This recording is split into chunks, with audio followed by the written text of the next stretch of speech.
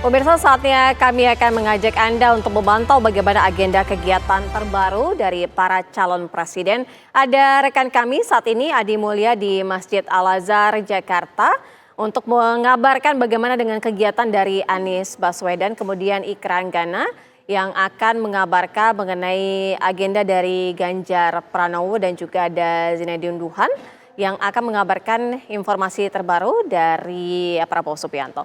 Kita terlebih dahulu menuju ke Adi Mulya yang akan mengabarkan bagaimana dengan kegiatan Anies Baswedan. Adi. Ya baik, selamat sore Sira Safira dan juga pemirsa. Pasca pencoblosan dan H+2 pasca pemungutan suara kemarin, Haji Anies Baswedan ini sempat dicari-cari oleh banyak pihak, kemudian karena sedikit sulit ditemui. Namun untuk saat ini, di hari ini tadi Anies Baswedan telah hadir ke Masjid Al-Azhar Kebayoran Baru, Jakarta Selatan, di mana ia menghadiri ibadah sholat Jumat di sini. Anies datang sekitar pukul 11:55 yang kemudian disambut oleh pengurus masjid dan sempat diajak bersuah foto oleh masyarakat, lalu kemudian masuk ke masjid dan melaksanakan ibadah sholat Jumat.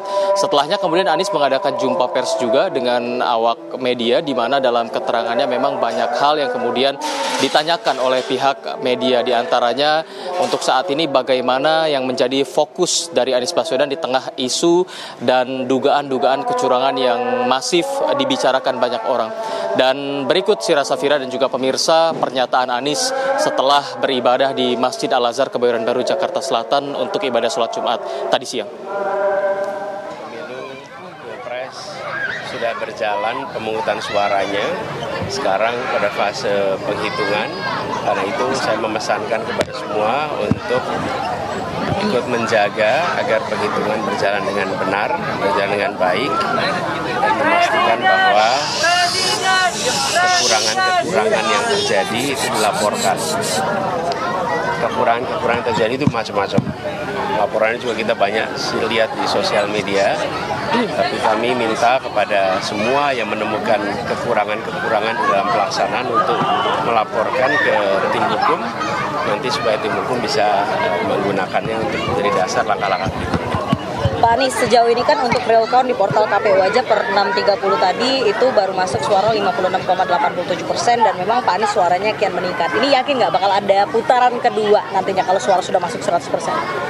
Bagi kami yang penting adalah prosesnya berlangsung dengan jurdil. Yang senyatanya terjadi itulah yang dilaporkan. Dan yang senyatanya terjadi di lapangan itu benar-benar aspirasi rakyat. Jadi jangan sampai ada unsur tekanan atau unsur imbalan di dalam memilih. Karena pemilihan ini adalah hak rakyat. Jadi itu poin utamanya. Adapun hasil dari proses yang jujur dan adil adalah hasil yang baik. Yang penting adalah terjadi jujur dan adil, dan pemilihan itu berdasarkan pilihan warga, bukan berdasarkan tekanan, bukan berdasarkan imbalan, tapi karena apa yang ada pada hati nuraninya, dan itu harus dijaga sama-sama. Pak, kemarin kan sudah bertemu dengan Pak JK, terus kemudian katanya juga sudah ketemu sama Pak Surya, Pak. Nah ini mungkin boleh dijelaskan Pak, bertemu dengan Pak Surya? Nanti aja, kalau sudah kita diskusi tentang perkembangan aja. Kemarin memantau situasi, saling mencocokkan pandangan, dan pandangan kita sama bahwa kita harus memantau semua pelaksanaan kemarin, mengumpulkan fakta-fakta sehingga nanti ketika kita berbicara menyampaikan sikap itu berdasarkan pada fakta-fakta. Ya memang begitu. Karena itulah saya sampaikan kepada semua, kumpulkan saja fakta-fakta kekurangan-kekurangan dalam pelaksanaan, dan itu yang perlu kita tunjukkan kepada nanti Bawaslu dan juga tim hukum.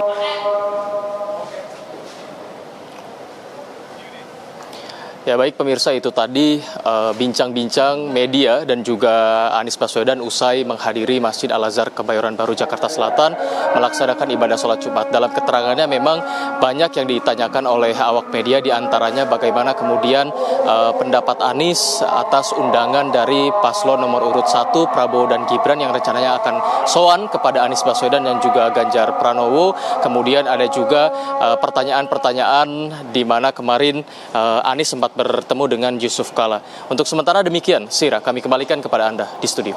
Baik, Adi Mulya, informasi langsung mengenai kegiatan dari Anies Baswedan. Lalu bagaimana dengan kegiatan dari Prabowo Subianto? Akan disampaikan rekan kami, ada Zinedine Duhan. Duhan, bagaimana dengan kegiatan Prabowo Subianto hari ini?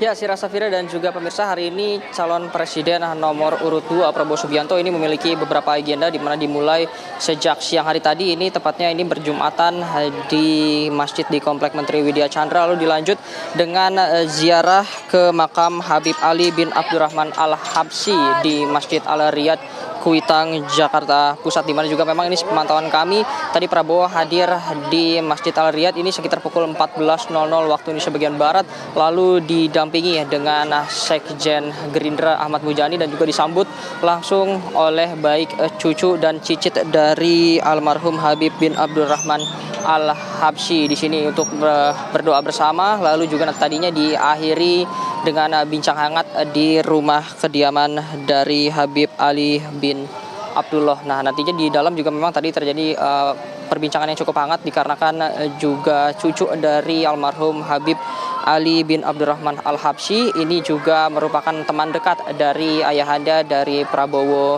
Subianto. Adapun juga Sira Safira dan juga pemirsa, ini jika kita lihat semenjak pasca pencoblosan seperti itu dan juga melihat hasil vote yang sudah di atas 50%, ini Prabowo sudah beberapa kali melakukan ziarah, seperti misalnya kemarin ini Prabowo Subianto melakukan ziarah ke makam kedua orang tuanya, itu tepatnya untuk ziarah ke makam sang ibu di TPU Tanah Kusir Jakarta Selatan, lalu juga dilanjut dengan ziarah ke TPU Karet Bifak Jakpus untuk ke ayahnya. Lalu selanjutnya juga memang selepas dari ziarah di Kuitang ini, Prabowo Subianto akan melanjutkan beberapa agenda internal sembari juga terus berdoa dan meminta doa kepada warga sekitar untuk hasil yang terbaik, mengingat hasil yang ada sekarang ini merupakan hasil quick count, namun juga hasil resmi dari KPU nantinya baru akan disebarkan atau baru akan disebutkan pada bulan Maret nanti, Sira.